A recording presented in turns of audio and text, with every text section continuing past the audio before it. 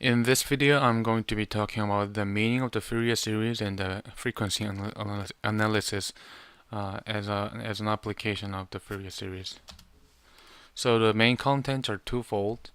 First is finding out the meaning of the formula of the Fourier series and how can you apply the Fourier series for frequency analysis in terms of the um, in terms of the application of the Fourier series. So the Fourier series has two formulae, and the two formulae below show the different point of view for analyzing a signal, but the two formulae represent the same information.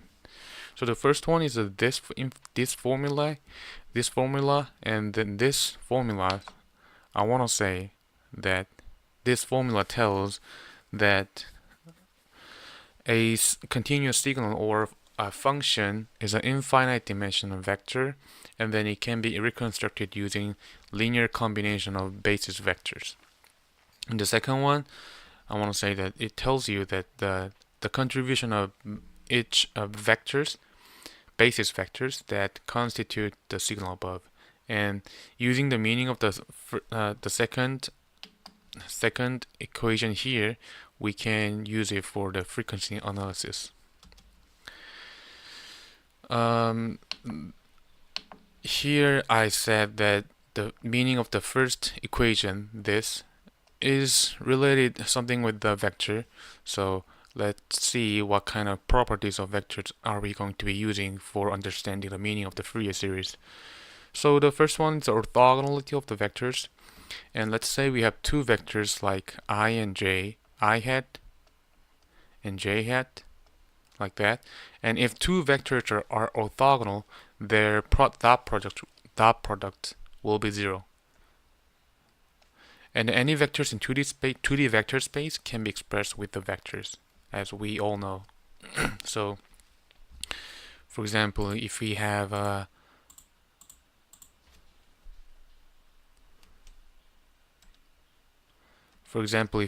vector that's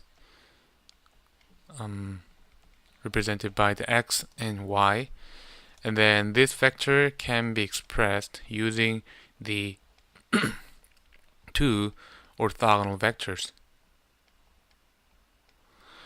And if we have three orthogonal vectors, then we can express any vectors in the 3D vector space. Like if we have like something like x, y, and z, then we can express using the orthogonal vectors in 3D space, like x, I hat plus y, j hat plus z, k hat. So likewise, we can see that we can express any n-dimensional vector using n orthogonal vectors.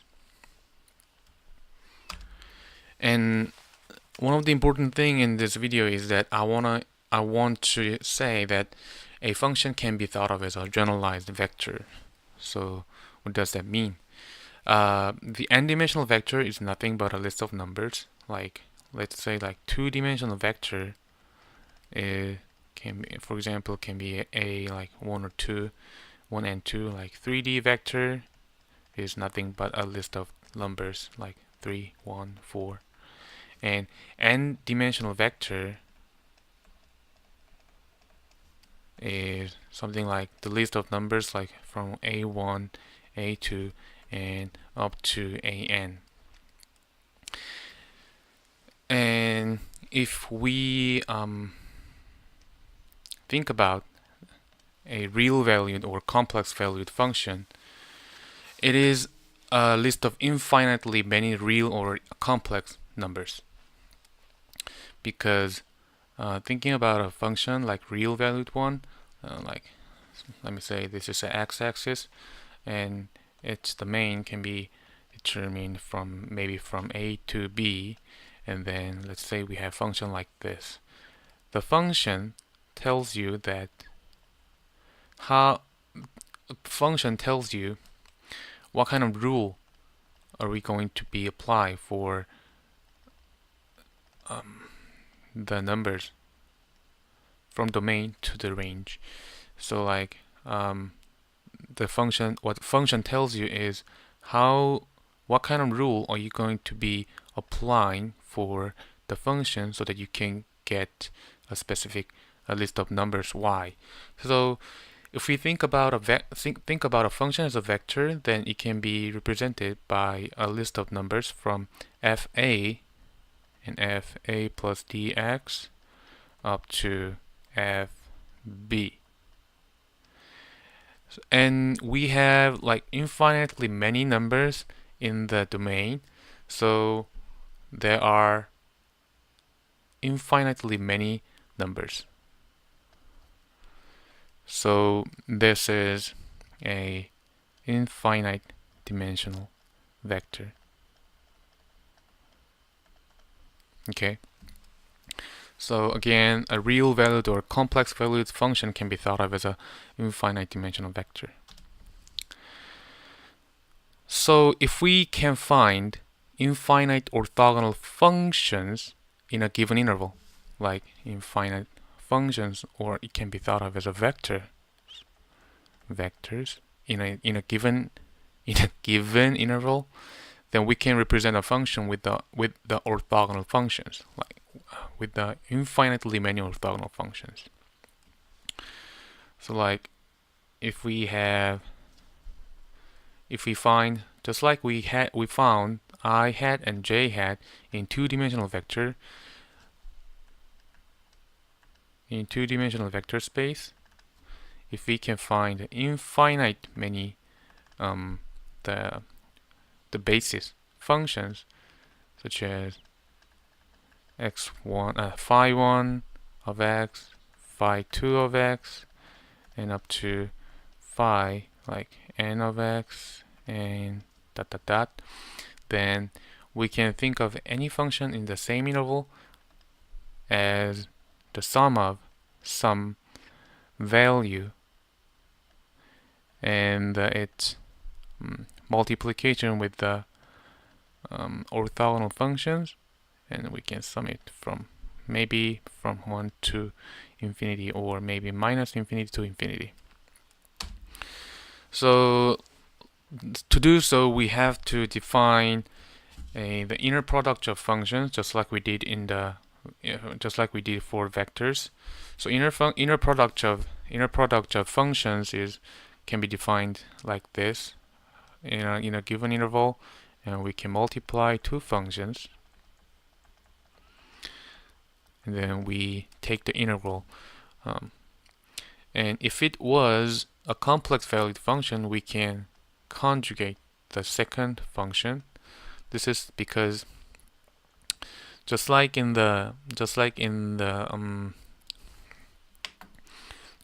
vector, if we have like a complex number just like this, and let's say we want to know the magnitude of the vector, that'll be a squared plus b squared, and to get this we have to multiply these numbers, and then what you get is a squared minus jab plus jab plus b squared. This is the result of z times z bar. This bar means the conjugate of the complex value.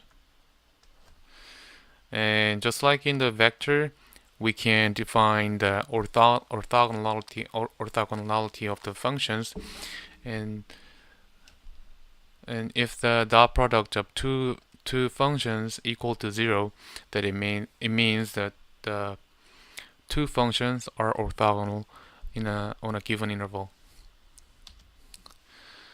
And then lastly, just like we found the I hat and j hat in two-dimensional vector, we can find the set of the complex or real valued functions for the basis vectors or functions, and it is called orthogonal set. We can find orthogonal set if the functions in the set satisfy this property, like for any functions any different two functions, or the dot product of any two different functions is equal to 0, then it can be thought of as orthogonal set. So we can linearly decompose a function, or we can express a function as an algebraic sum of the orthogonal functions.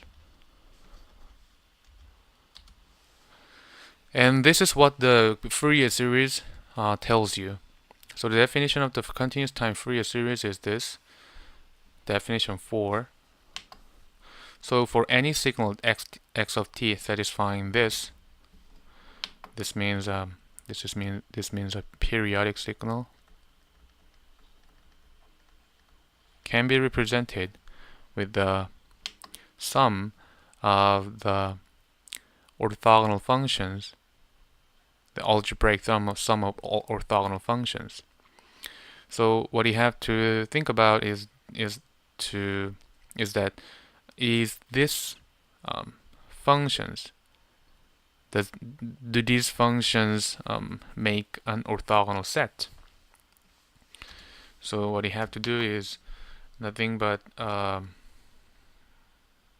to find two different basis vectors or functions, like this. Like, let's say that phi sub m of t is equal to exponential jt 2 pi mt, and then n t equals to exponential j over t 2 pi nt. And if we take the dot product of the two functions,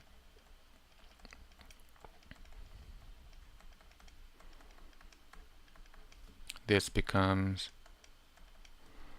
exponential jt 2 pi mt times exponential minus j 2 pi nt dt. And then the multiplication of exponential function is just a sum of the things inside the parentheses. So 2 pi m minus n times t dt. And then what you can get is 2 pi m minus n t, and then the same thing, 2 pi m minus n times t, and from 0 to large T. And then we can see that if we plug in large T in here, then what it can get is 2 pi m minus n and then minus 1. And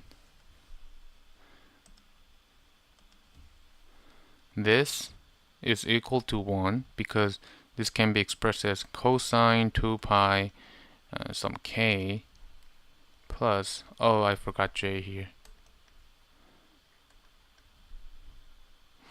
and j times sine 2 pi some integer k, and this is always equal to 0 and this is always equal to 1, so the result is 0.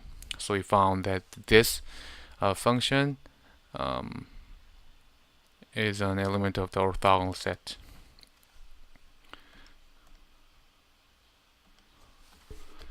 And like I said in the below here, the idea of for deriving this orthogonal set is from the finding solutions of heat equation and wave equation. So I'm not going to be covered this in this video, but we may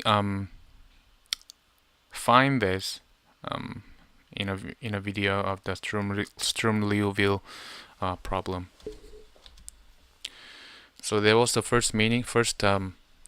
the meaning of the first equation of the Fourier series. So again, we can think of the first equation of the Fourier series as a statement such that a continuous signal is an infinite dimensional vector, and then it can be reconstructed using linear combination of basis vectors. I hope you guys understand this. And the second one, let's see what the second the equation of the Fourier series means.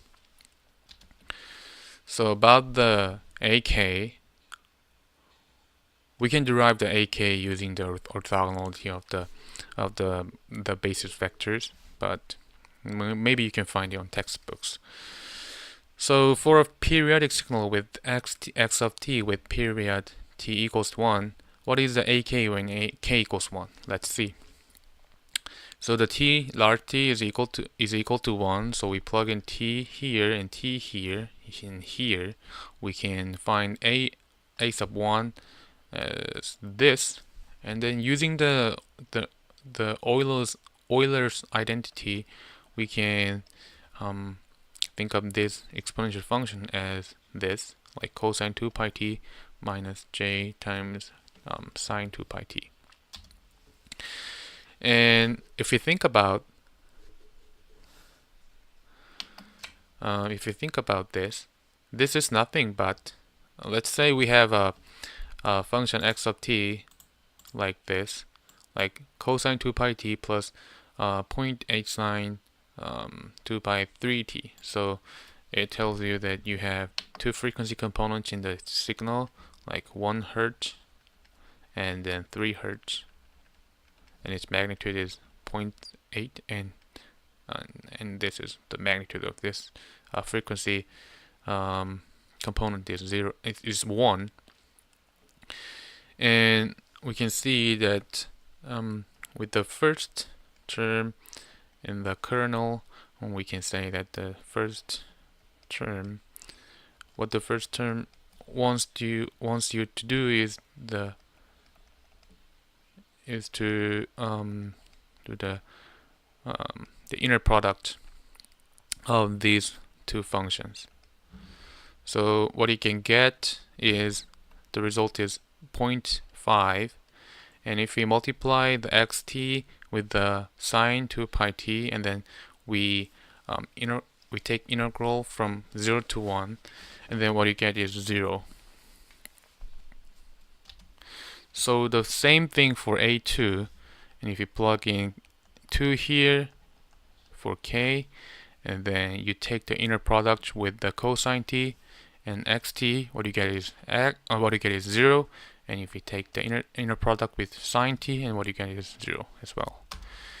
And for 3, a sub 3, the result, what you have to do is the same, to take the inner product, and then the result, one of the result is 0.4 with sine 2 pi 3t. And how about the a sub 0? This equation is part of the first equation of the Fourier series, and you have to calculate from k equals to minus infinity to infinity. So you have to think about when k equals to 0. So when k equals to 0, the cosine term is 1 and the sine term is 0. So what you get is the result as like 2 zeros. And for minus 1, what you get is for cosine is 0.5, and for sine is equal to 0. And same thing for a equals to minus 2, what you get is 0 and 0. And for a equals to minus 3, what you get is 0 and minus 0.4. So by summarizing this, for k equals to, there are like infinitely many k's to calculate, but we'll see from 3 to minus 3, and then inner product with the cosine function gives you such result, and inner product with sine term gave you such a result. And then you can see that the AK equals to, let's say this was A and this is B, and AK equals to A minus J times B. So you can easily calculate the AK term here. And thinking about the AK, what you can get is such a graph, like saying from K as a domain and the magnitude of AK.